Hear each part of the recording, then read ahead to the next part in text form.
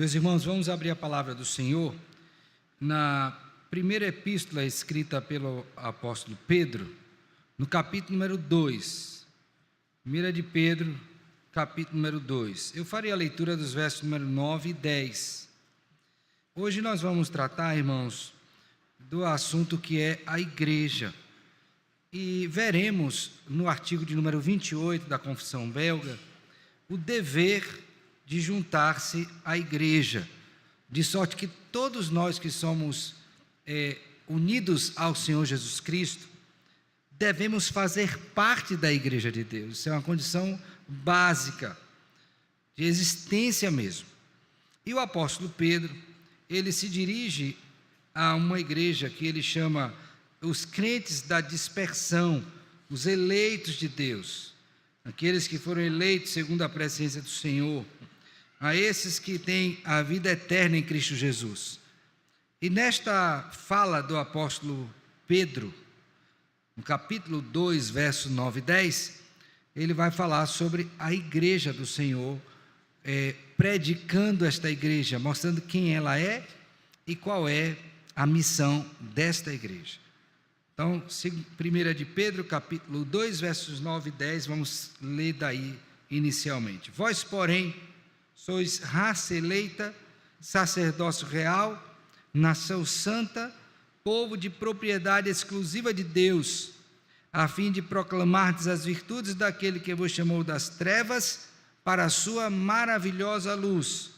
Vós, sim, que antes não erais povo, mas agora sois povo de Deus, que não tinhas alcançado misericórdia, mas agora alcançastes misericórdia. Amém. Senhor, fala conosco por meio da Tua palavra, instrui-nos por meio da boa doutrina. Faz isto, ó Deus, abre o nosso entendimento, dá-nos compreensão, prepara o nosso coração e a nossa mente. Ajuda-me, ó Deus, para explicar com fidelidade ao Senhor e à Tua palavra este assunto. Assim, ó Deus, oramos em Cristo com gratidão e perdão dos nossos pecados.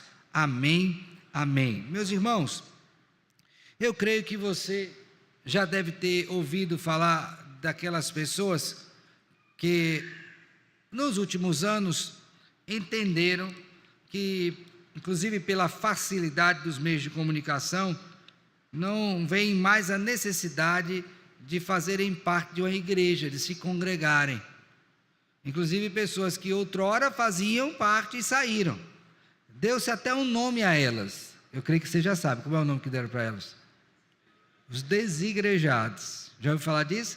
Os desigrejados, que são exatamente aquelas pessoas que em algum momento da vida passaram pela igreja, mas que chegaram à conclusão errada de que para ser povo de Deus não precisa estar congregando. Só que eu creio que uma coisa que eles não entendem, ou pelo menos não buscaram saber, é o que é que a Bíblia diz sobre isso. É o que é que a Bíblia fala quando Deus salva o seu povo e une uns aos outros, dando a este povo essa identidade que nós acabamos de ler aqui, que está posta no verso número 9, que não é neotestamentária, mas veterotestamentária, que é a alusão que é feita pelo Senhor quando o povo sai do Egito, quando o povo é liberto do Egito. Então Deus, através de Moisés, disse que o povo seria exatamente isso: uma raça eleita, um sacerdócio real, uma nação santa, um povo de propriedade exclusiva de Deus. Então este povo que possui essa identidade, Deus ajuntou e fez uma assembleia, que é o termo para a igreja no Antigo Testamento, não é? Devido à tradução. Reuniu esse povo. Para quê? Para que esse povo vivesse junto. Para que esse povo caminhasse junto, peregrinasse junto, visto que haveriam de habitar a eternidade com o Senhor. Então Pedro coloca isso de modo muito claro. Mas não somente Pedro. Por favor, abra sua Bíblia em Hebreus capítulo 10, porque aqui nós temos uma exortação ainda mais clara acerca disto. Hebreus capítulo 10, eu vou ler a partir do verso número 23. Hebreus 10, 23, diz assim: Guardemos firme a confissão da esperança sem vacilar, pois quem fez a promessa é fiel. Agora veja o verso de 24. Consideremos-nos também uns aos outros, para nos estimularmos ao amor e às boas obras. Onde é o ambiente que isso acontece? É na igreja, é no meio do povo de Deus. E aí no verso número 25, eu acho que não tem argumento mais claro nesse sentido, que é o que está posto aí. Não deixemos de congregar-nos, como é costume de alguns, não é de todos. Mas naquela época, já tinha alguns que não queriam congregar. E Deus não fechou os olhos para isso.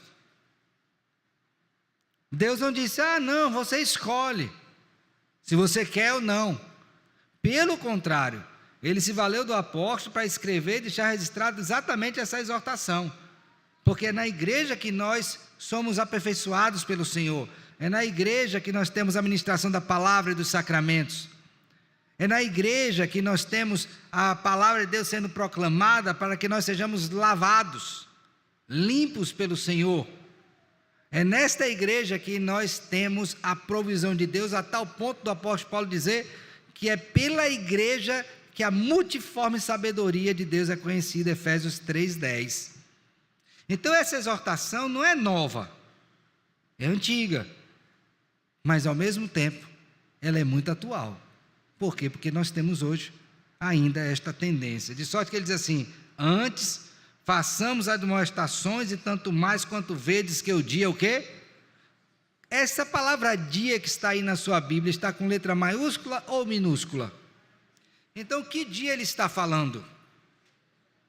Então, cada vez mais que se aproxima a vinda de Cristo, qual deve ser a minha postura com relação a congregar? A minha compreensão? Mais eu devo desejar e me esforçar para congregar, e não o inverso. Então o texto é muito claro, de sorte que quando nós olhamos agora e tomamos a confissão belga, no artigo 28, ela vai tratar exatamente sobre isso, o dever que nós temos de nos juntar à igreja e nela permanecermos, a igreja do Senhor, a igreja de Deus, a igreja que foi comprada pelo sangue precioso de Cristo Jesus. E eu quero, à luz deste artigo, apresentar aos irmãos 3 razões pelas quais você deve congregar, ok? Então eu quero que você saia daqui hoje consciente de que você deve congregar, mas você deve fazer isso baseado em razões concretas e bíblicas. E a primeira delas é pelo que a igreja é. Por que você tem que congregar? Eu tenho que congregar pelo que a igreja o quê? É. E aí eu quero que você mais uma vez volte seus olhos para 1 Pedro 2, 9 e 10, porque como eu disse, aqui a igreja está sendo predicada, não é? Ela está recebendo qualidades aqui, né? São ditas palavras acerca da igreja que refletem a sua condição. O que é ser igreja? Ser igreja é fazer parte de uma raça eleita. Então, você quer ser parte de uma raça eleita ou de uma raça preterida? Se você quer ser parte de uma raça eleita, você tem que estar junto do povo eleito.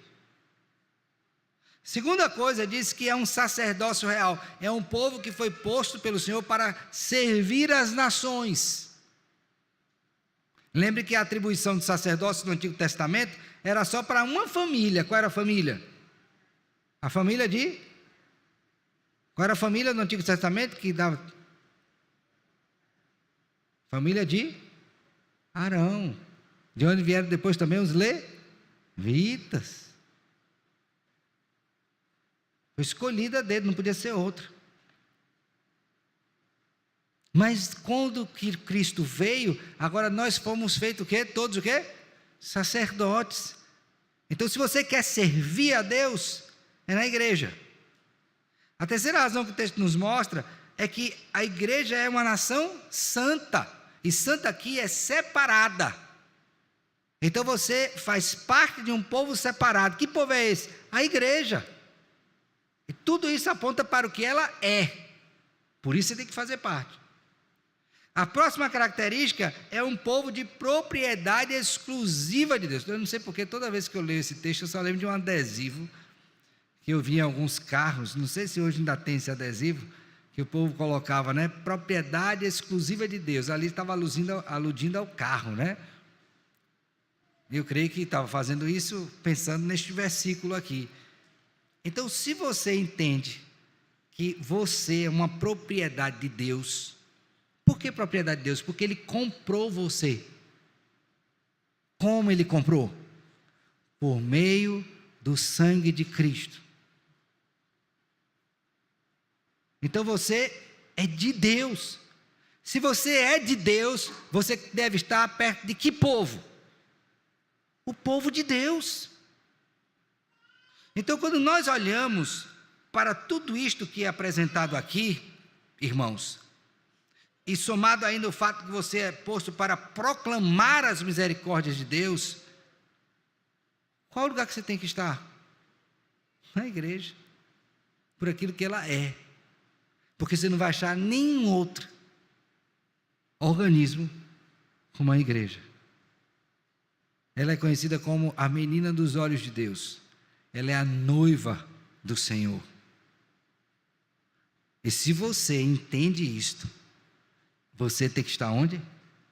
Na igreja. Então, primeira razão, por que eu não devo deixar de congregar? Por aquilo que a igreja é. Não tem outro lugar melhor. Segunda coisa, que também o texto nos mostra. Então ele diz, essa igreja, que é uma santa assembleia, é a congregação daqueles que são salvos, e fora dela não há o quê? Salvação. Então ela é isso. Segundo motivo, cremos então que ninguém, qualquer que seja a posição ou a qualidade, deve viver afastado da igreja e contentar-se com sua própria pessoa. Então você não se basta. A segunda razão é pela importância da igreja aos olhos de Deus. Primeiro, que ela é segundo Deus. Segundo, por sua o quê? Importância. Aqui eu queria lhe fazer uma pergunta, irmãos. A igreja tem qual importância para Deus? Antes de você responder, pense no seguinte: se uma coisa é importante para você, ou uma pessoa, o que você é capaz de fazer por esta coisa importante?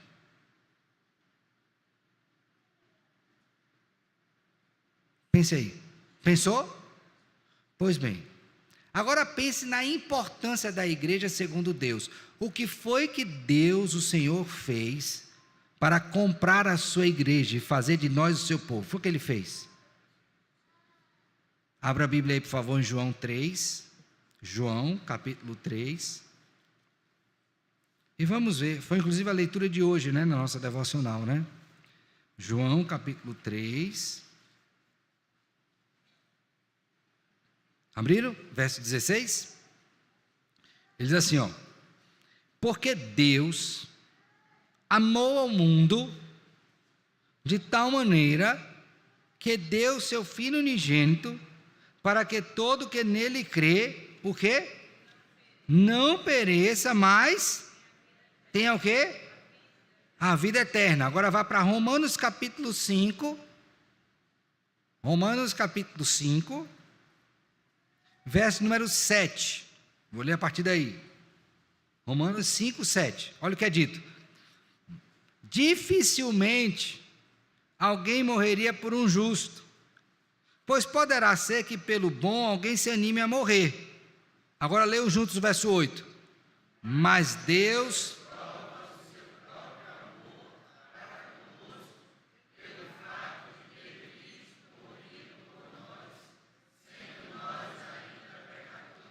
A igreja é importante para Deus? Qual foi a grande prova da importância? Ele deu o Filho dele pelo seu povo. Então, quando nós olhamos para isso, irmãos, a gente vai chegar aqui à conclusão que nós devemos nos juntar à igreja, a este povo, que nós devemos batalhar para manter a unidade da igreja, para nos submeter à instrução e à disciplina que é dada aqui dentro, que nós devemos nos curvar diante do jugo do Senhor Jesus Cristo, que é o nosso Senhor, que nós devemos ser instrumento das mãos de Deus para a edificação de outros crentes. Por que nós fazemos tudo isso? Porque Deus ama a igreja e ela é importante para Ele. Se é importante para Deus, deve ser importante para quem? Para mim também. Aí a pergunta que eu faço para você, meu querido irmão, é esta: a igreja é importante para você?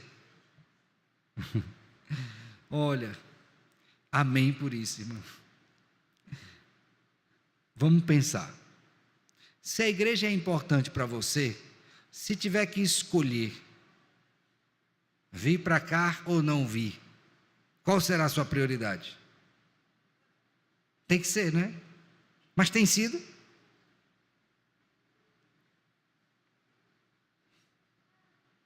Se é importante,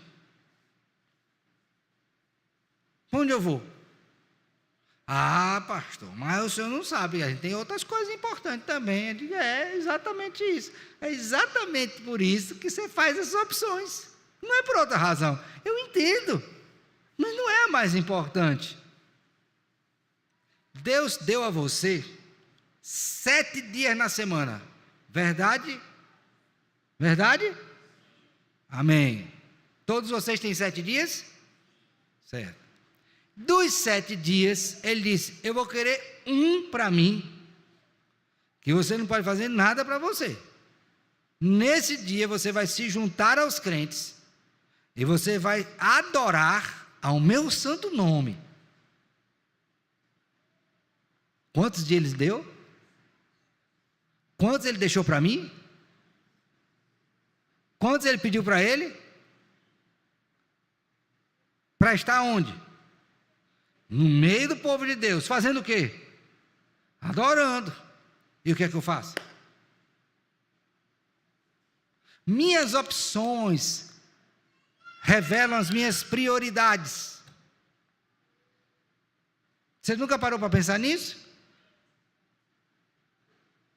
Nunca parou para pensar nisso? Marta, andas preocupadas com muitas coisas, mas uma coisa só é necessária.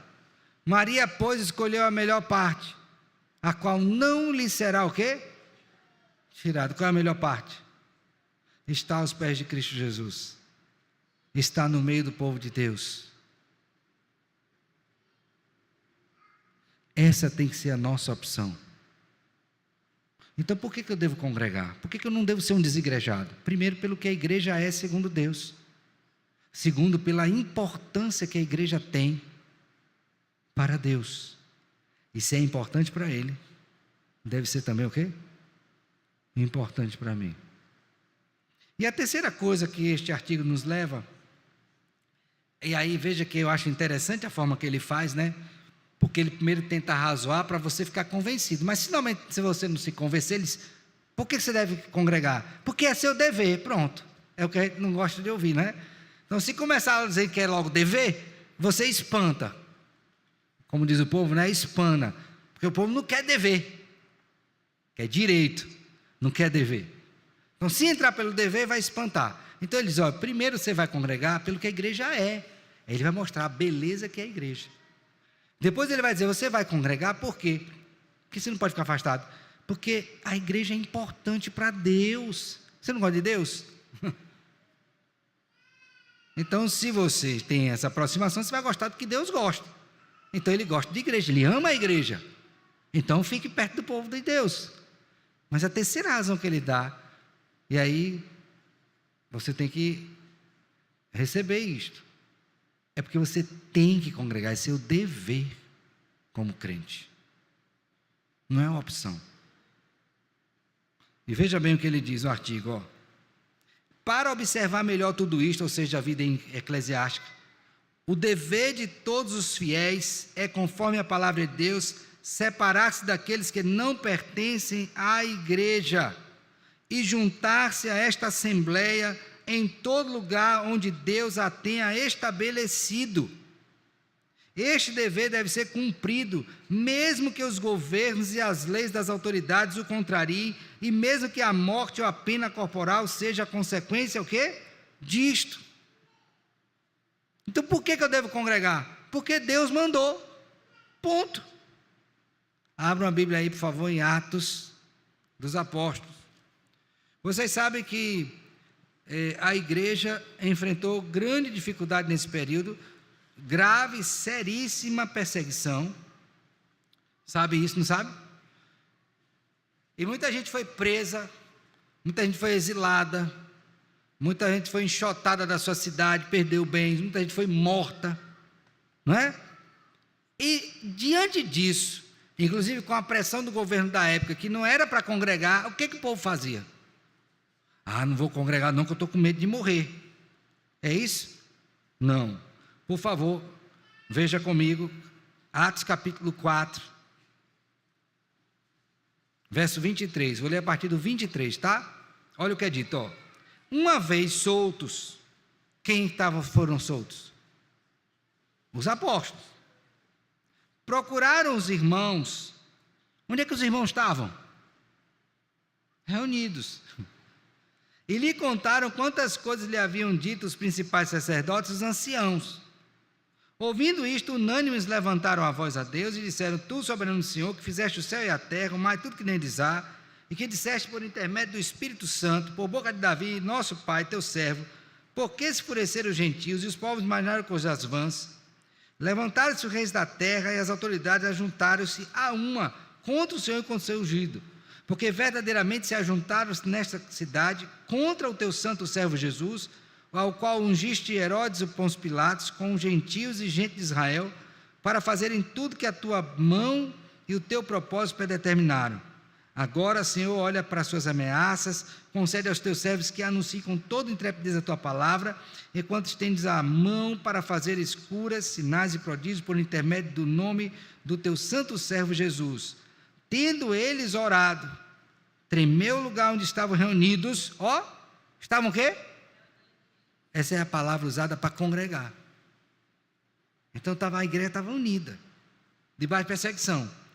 Todos ficaram cheios do Espírito Santo e com intrepidez anunciavam a palavra de Deus. Da multidão dos que creram, era um coração e a alma. Ninguém considerava exclusivamente nenhuma das coisas que possuía. Tudo, porém, lhes era o quê? Comum. Então o povo estava como? Reunido. Por quê? Porque Deus mandou. Então, pastor, por que eu tenho que ir para a igreja? Aqui eu vou dizer para os pais, tá? De manhã cedo não é difícil levantar filho para ir para a igreja? Vocês nunca passaram por isso?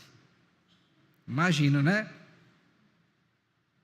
Espero que não tenha passado. Mas se passou, você vai dizer: mas pai, por que eu tenho que ir para a igreja? Filho, você precisa conhecer a igreja para você ver como ela é bela. A igreja é linda.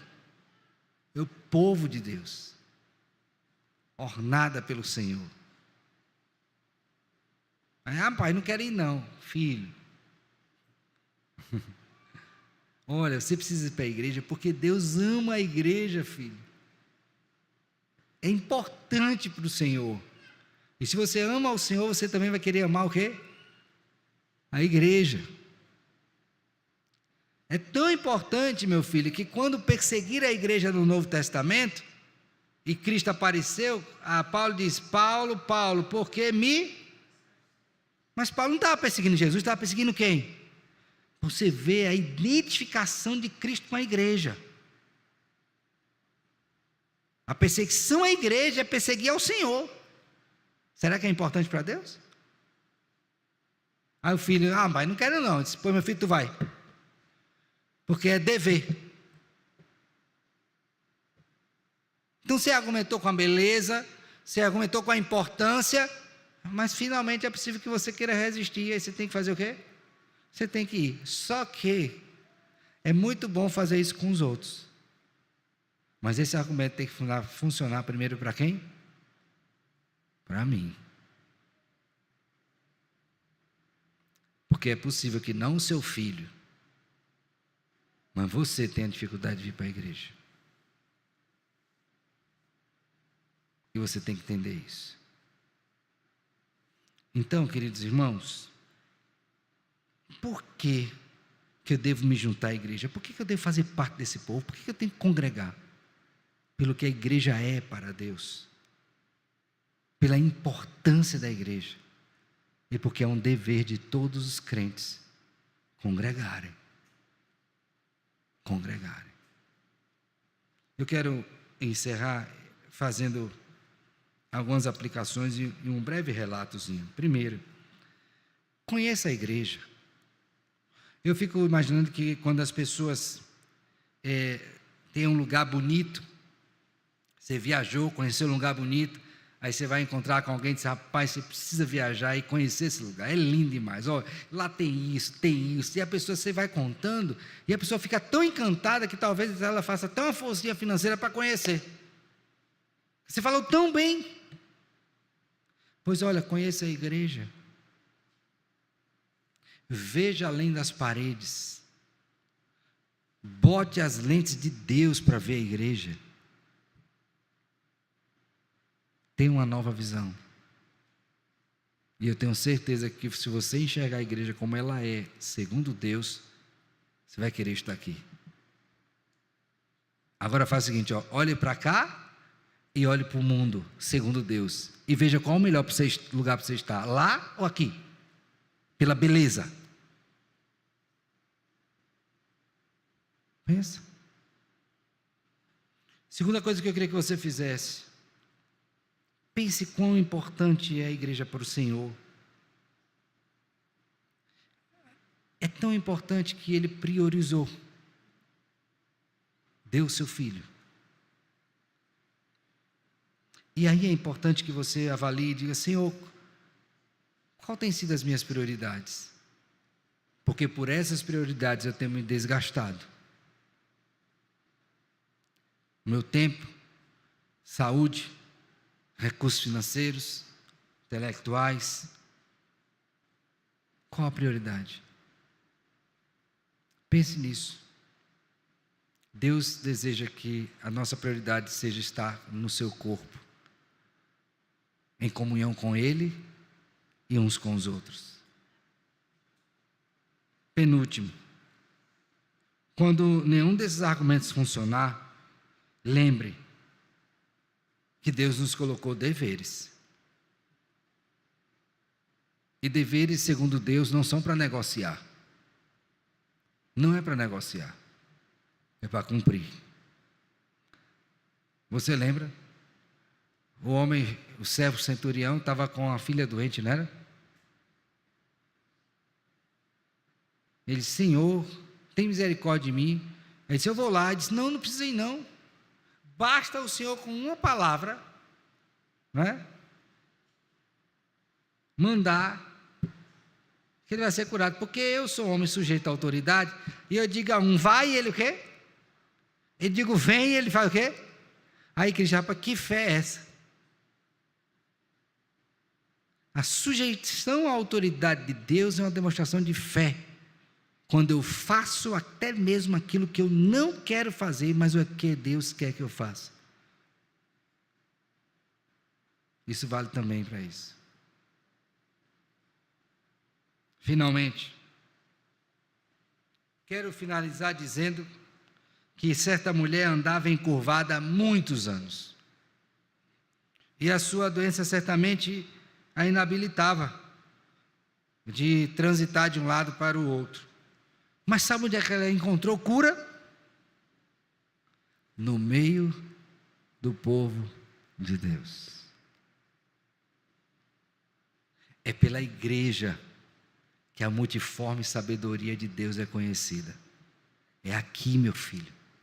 Não é lá fora. É no meio do arraial.